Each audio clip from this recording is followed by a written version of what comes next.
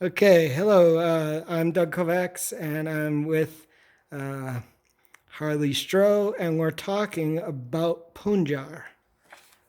So, Harley, we both know between the two of us everything there is possibly to know about Punjar, and maybe there's one other thing that somebody else knows that we don't know, but it's pretty much here, the repository of knowledge all about Punjar. And there are some things that I don't know that you know, and there might be some things I know that you don't know.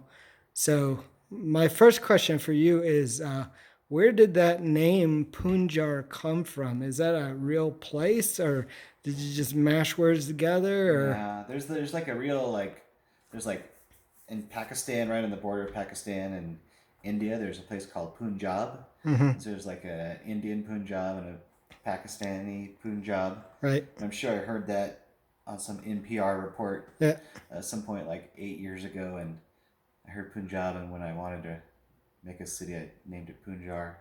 But cool. It's not. It's pronounced Punjar, right? Punjar, Not Punjar. jar of poon, Jar of Punjar, Poon, but not. I've not I've heard Punjar. it said that it's a pun jar. Well, that's in the souk in South Punjar. They Oh, they pronounce it pronounce it that Punjar. way. As Yeah. in most major metropolises, There's there's a lot of disagreement about a lot you're of right. things, Yeah. right?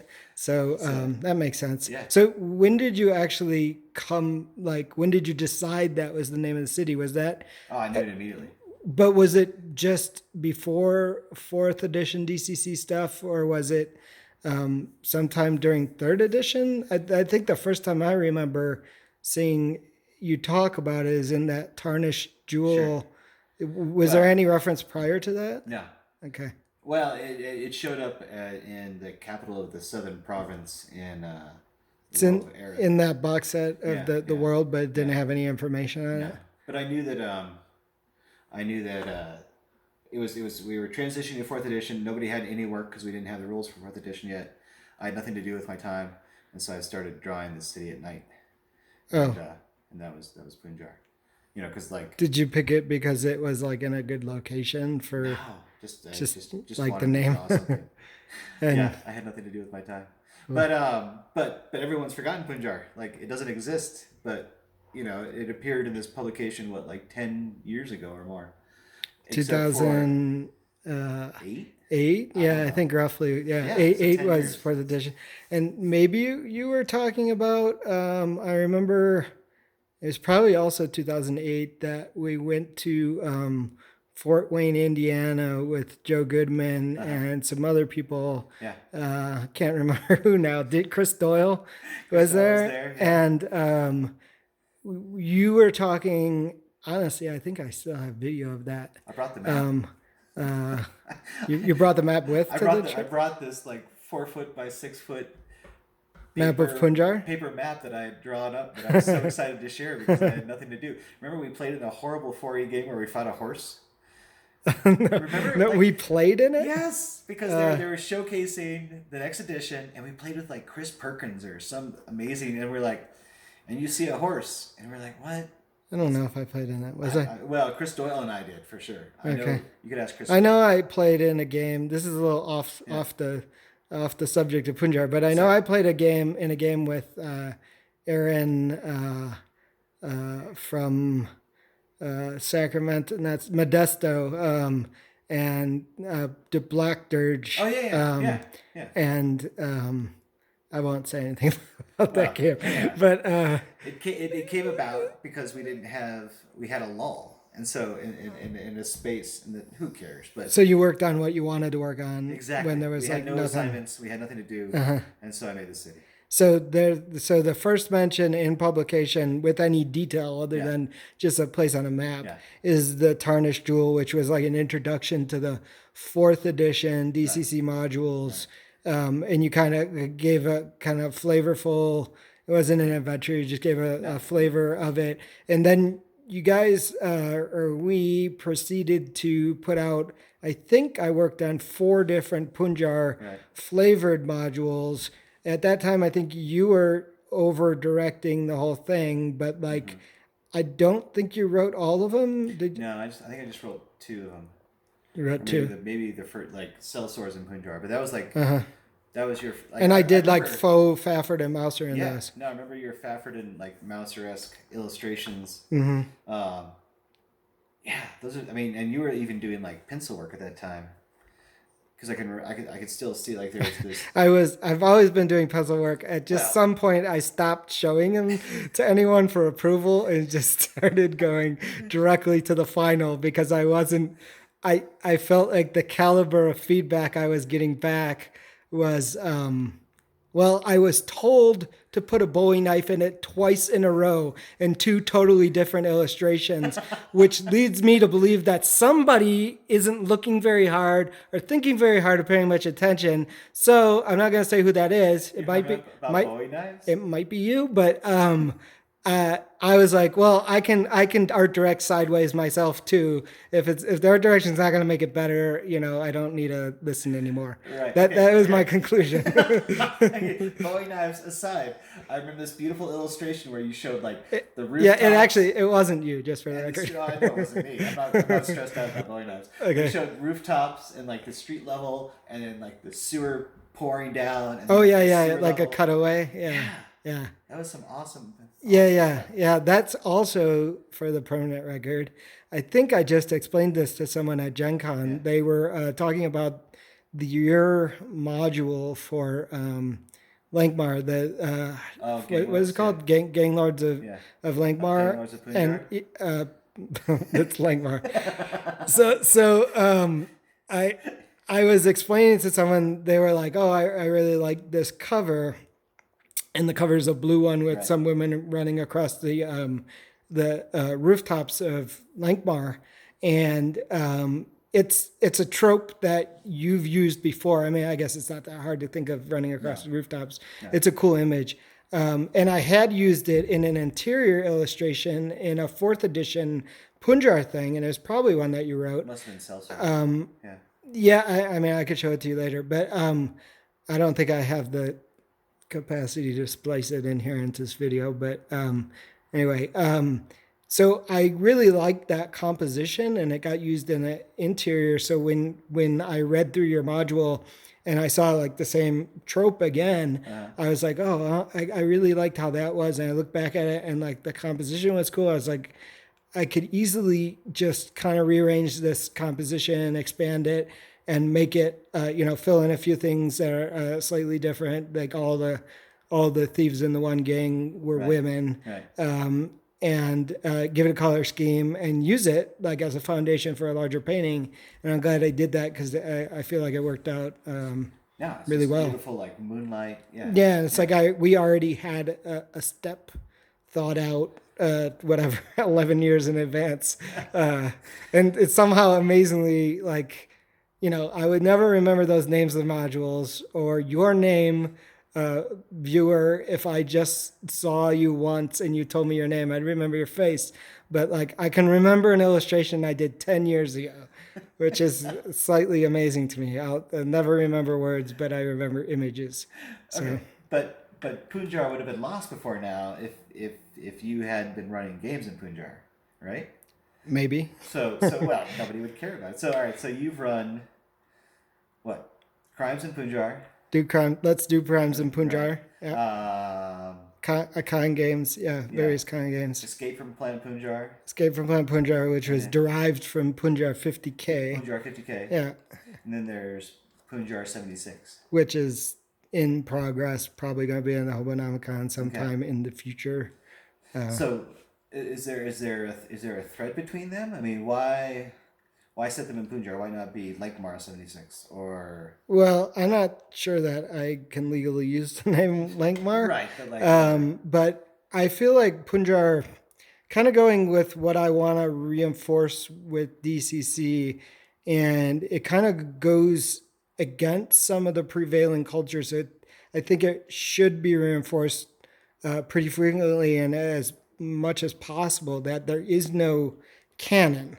So if you think like two steps past the idea that not you, Harley, but anybody has some special world with some special city in which this is the city, and they're thinking like it's a novel, none of that applies in a D&D game or a DCC game because the thing gets remade every time somebody fucking plays it, right? So there is no canon. So I kind of dislike the idea that anybody's trying to figure out this is how it is because any skilled DM is going to change your shit that you write, dear writer, no matter how clever it is. And chances are it's not anything somebody with similar experiences could have also thought up. So the game is what's played on the ground, and it's not the precious, you know, you know, prayer to the gods to become a Hollywood writer with your new stupid world where the elves are blue and you know whatever your new version of Dragonlance.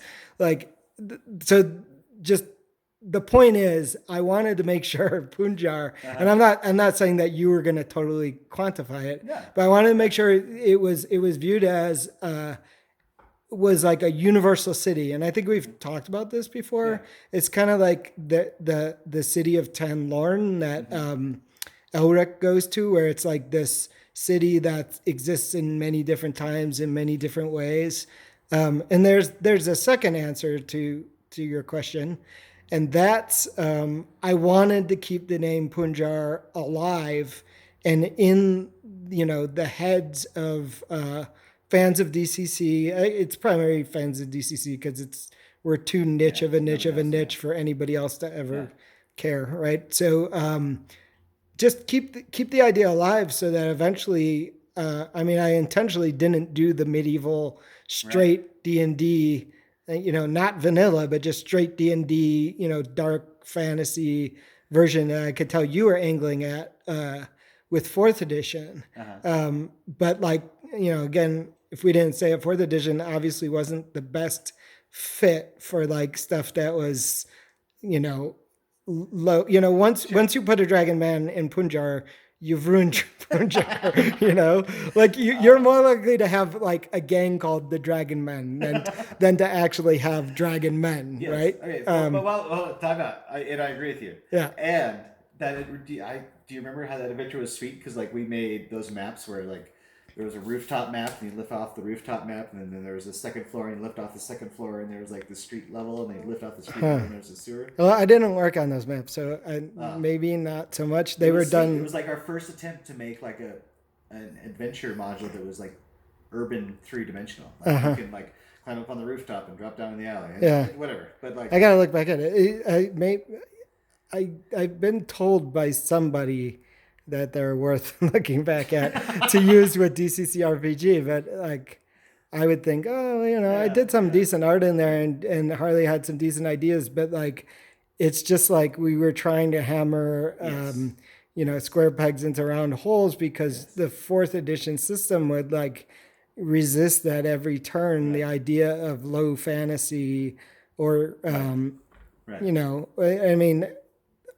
anything I have to say about fourth edition has been said before, so we don't actually have to get into that. But like obviously, DCC RPG is a much better fit, and hopefully the Punjar, whatever it's called, Punjar 0K, or the city of Punjar, or just Punjar, gets written by you and not a version by me and some other dudes, Wayne and.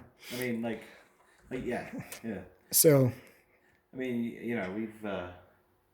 Punjar is, I don't know, this is corny, but it's the city like we dreamt about playing with, when we were kids, right? It's like it's an amalgamation of Lankmar, but not, there's points when Lankmar is just so nice and vanilla and kind.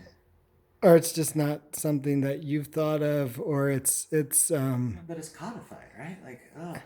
It kind of is, but it's kind of not. I mean, I remember us being in Chicago, and you're like, Harley, I've seen this street corner turn over like 5 times in the time that I've lived here, and it once was a bodega, and now it's a candy shop, and before that it was a barber shop, and like, and you're like, like any city map you draw of a city has got to be false after a week because the building's falling down or the next building's come up. Yeah, one of the main components of a city is that it's continually changing. If it's not, even if the city's dying, it's changing, right?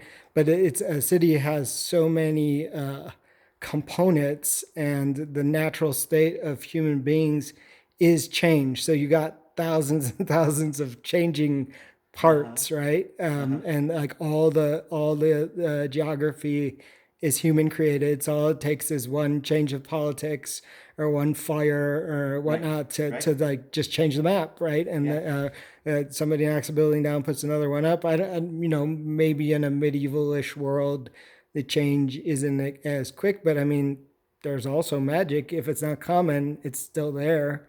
You could raise a tower and build it in the same day if you had the right wizard. They're not everywhere, but it's possible, Right. So what's Punjar 76? So Punjar 76 is something that may come out in Hobonomicon eventually. And the idea is based on James McGeorge made this little zine called Demon Cult Classics. And the idea was kind of like a faux New York or a faux Manhattan in 1976, in which the oil crisis kind of never stopped. So the streets are all like gridlock, or I think we're gonna say that it might be different borough by borough, but like imagine all the 1970s cars all rusted out in the streets, and it's like gridlock with ruined cars. Maybe there's people living in them, and everyone's in the subways. And then it's like I don't know, we were watching a lot of different 1970s movies, like not looking at 1970s as kitsch, but as like there was a lot of really good art done in 1970s. So like if you watch the first 10 minutes, maybe even 5 of Dog Day Afternoon, it's the movie where I'm slipping in my mind now. It's not crap. So it's one of the guys from The Godfather, and he's robbing a bank in it. But there's this montage of New York in the 70s. It might be even like it was filmed in 73. And it's like, this is what Manhattan is. And there's a lot of like nice people on boats and rich people and stuff. But you get an idea that like there's like this flavor to it. So we'll take that and make it more Warriors or Escape from New York. And then I think the idea is going to be that you play cultists, trying to summon a demon into the city. And Wayne had the idea that slowly throughout your journey through the city, whatever problem it is you're trying to solve as an adventure party, because we're not just telling a story, we're playing a D&D game, right? So throughout it, there'll be random charts that change the city, like, eyeballs appear on the walls, or like, all the rats have 18 legs, or, it just becomes more surreal as the demon you're trying to summon comes in closer. Because that's actually real. It must transform reality as it grows closer. Yeah, because it's a fucking demon. It's actually real. It's not just a cool looking monkey that breathes fire. It's something you can't conceive of. Yeah. So like that's the general idea. And we have some ideas about like having, I guess I won't talk about it too much because not everything is set in stone yet. But we're trying to summon it? So I think the general idea is that you're trying to summon a demon. And are like competing tables trying to summon their own demon, or? Probably. If we're going to do it in a Gen Con multi-table game, we drew out a picture of a demon at WayneCon, me and Steve Gomez, and we were like, how about everyone worships the same demon but different pieces of the demon?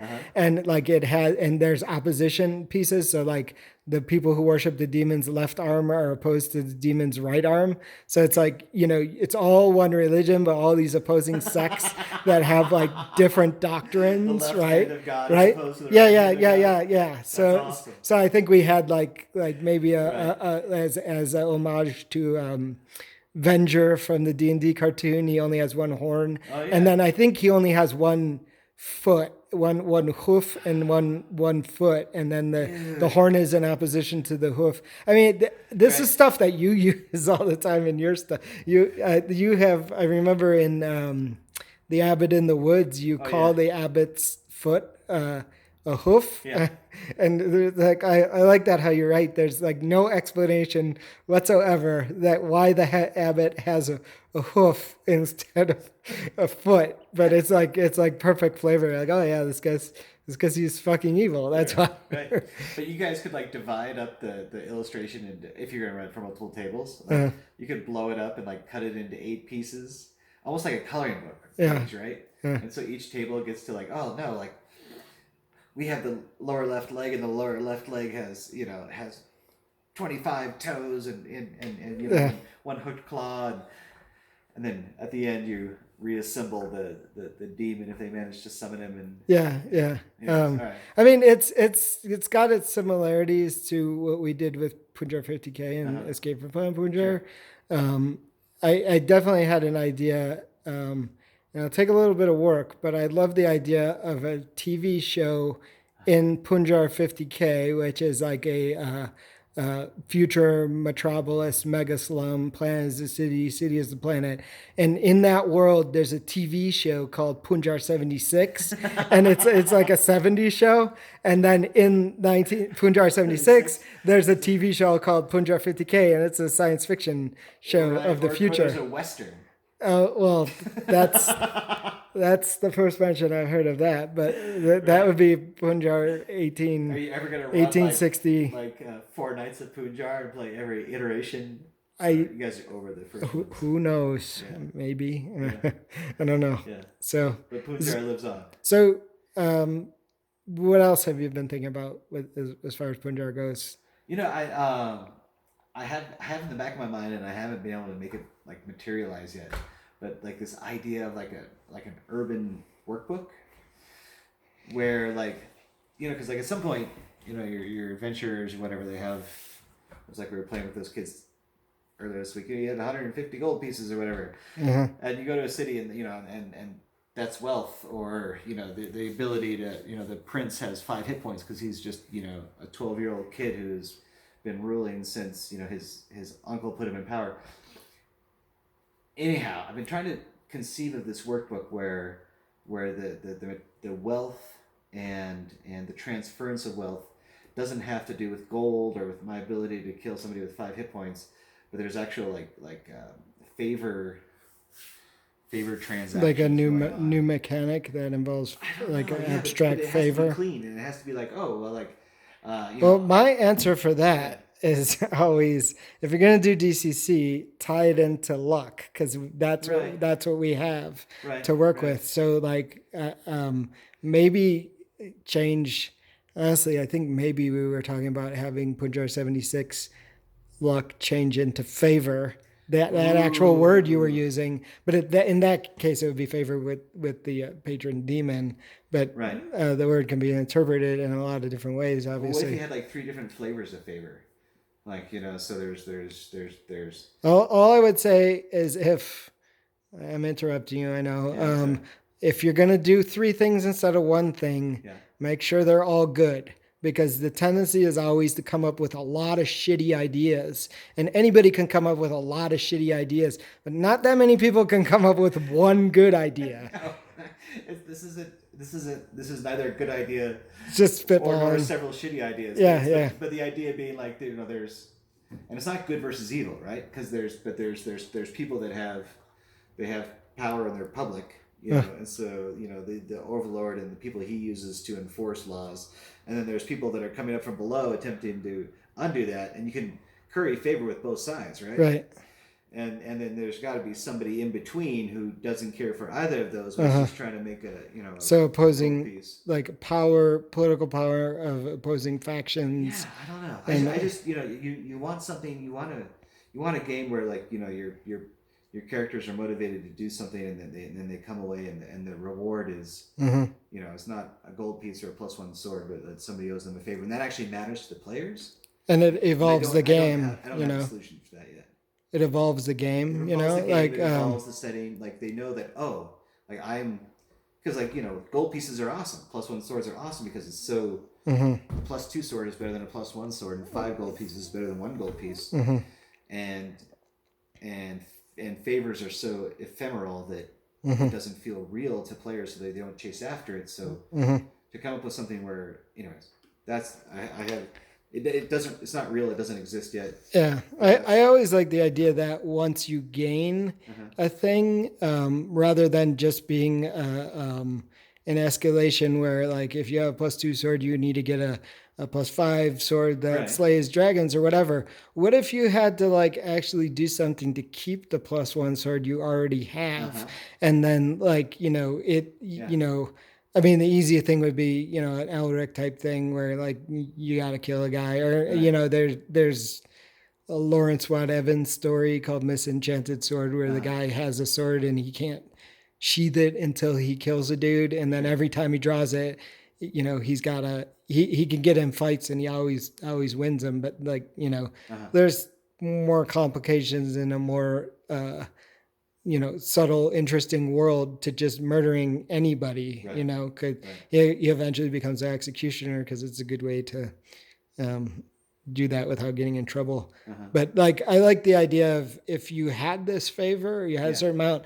Basically, you have to do things to maintain it, and Maintain the there favor. may actually be an incentive to not get too much of it, because it's like with great power comes great Responsibility. responsibility. Yeah, so, And you have like, to maybe you maintain don't that. want that much You don't responsibility. I want the mean, overlord paying attention to you. yeah, I mean, I think people in real life make that kind of decision all Sure. the time. It's just like, I could get a raise, but I don't want to work that hard. Uh-huh. Well, then people make the wrong decision all the time, right? Like they're like, Yeah, yeah. there's this the golden ring up the far side. But But it's anyway, fun in a game to yeah, make the yeah, wrong yeah, decision, yeah. right? But Okay. I think that would be cool. That would make a city campaign really cool. You could set the entire, because I don't know, and I'm sure you did this too. Like, I ran whole campaigns in Greyhawk, Yeah. city of Greyhawk, and to do that in Punjar, but to have a real material gain for favors being bought and sold and traded and Mm-hmm. transacted would be sweet. Something to think about. Yeah,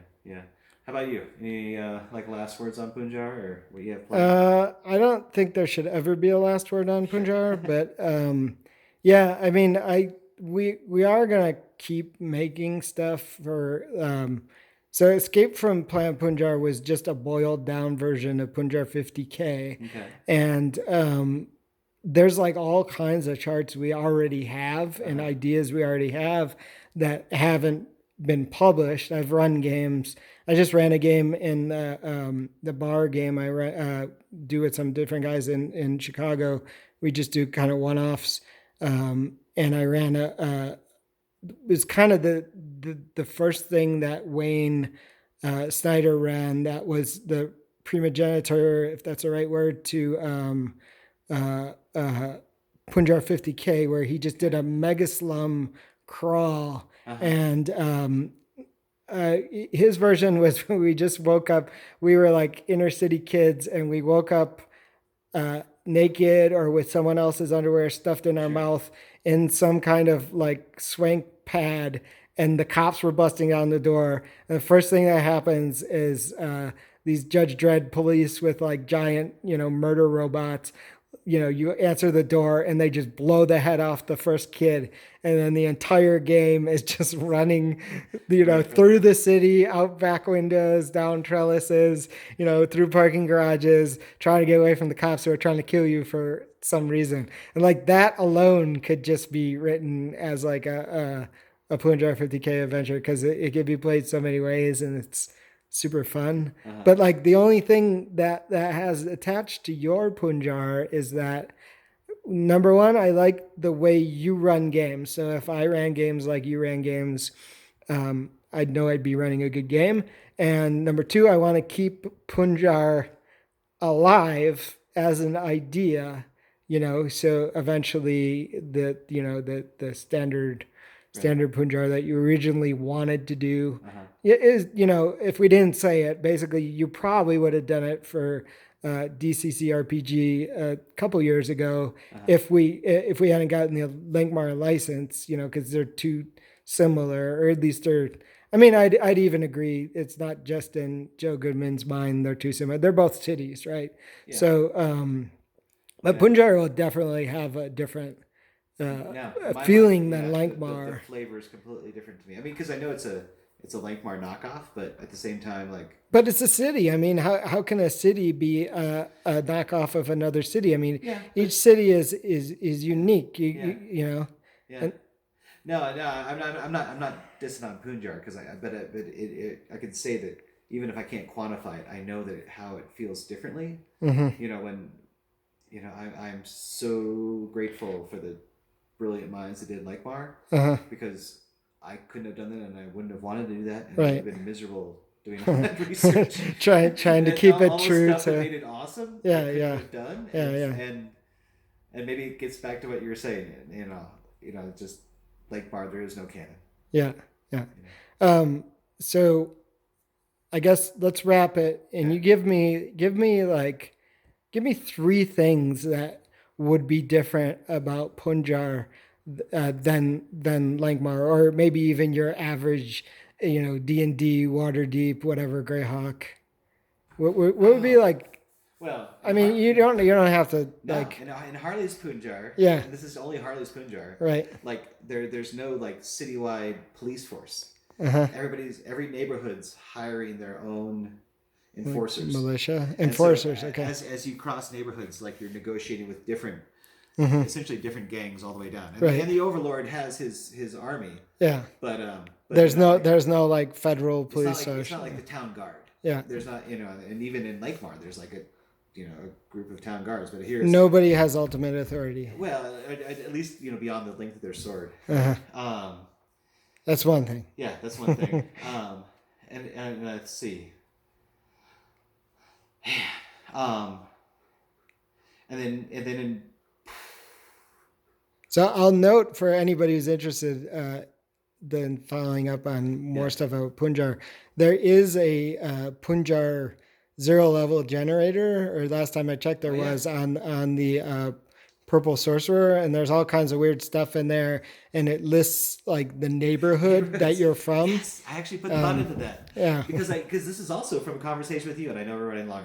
I apologize, but you were like, we were hanging out in Chicago, and you're like, my grandfather's from this neighborhood, and 2 blocks down, somebody's from this neighborhood, Yeah. and that was the whole intent behind Yeah. like, and I guess that shows up in Lakemar, but Punjar Well, first. Lankmar is more nationality in the Okay. world, Yeah. not the neighborhood of the city. Yeah. And you have it broken down by neighborhoods I in the want city. people from different neighborhoods not to trust each other, to be pissed off Yeah, at each other yeah, for yeah. no reason. Because it's a big enough. It's a Yeah, big yeah, yeah, enough yeah. And complex, people. yeah.